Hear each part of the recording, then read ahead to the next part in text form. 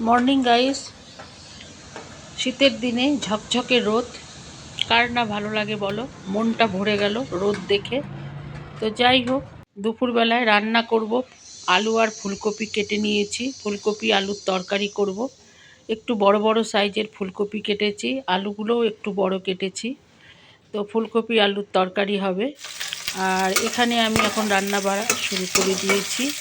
আগে আমি ফুলকপিগুলোকে একটু ভেজে নিচ্ছি।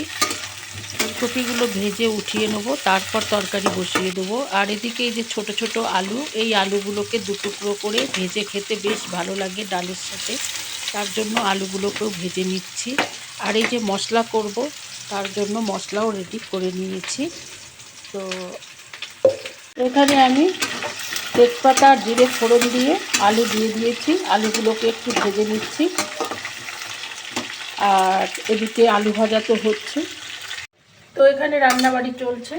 এখানে ফুলকপিতে আমি মশলা টশলা সব দিয়ে দিয়েছি, তো দেখাচ্ছি তোমাদের।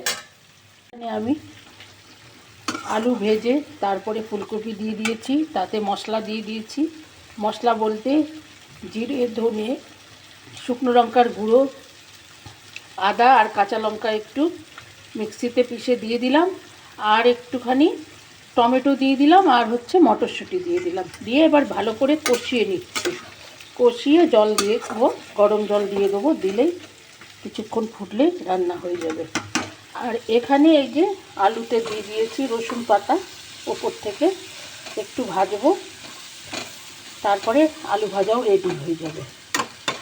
তো রান্না প্রায় এখন শেষের দিকে, আর হয়েই আসলো। তো করে নিই। তরকারি কষে গেছে, কষানো হয়ে গেছে। এবার একটু জল দিয়ে দিচ্ছি।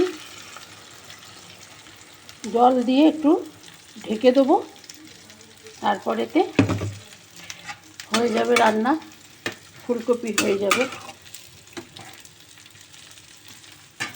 আর এদিকে আলুটাও ভাজা হয়ে গেছে, একটু ধনেপাতা দিয়ে দিচ্ছি ওপর থেকে।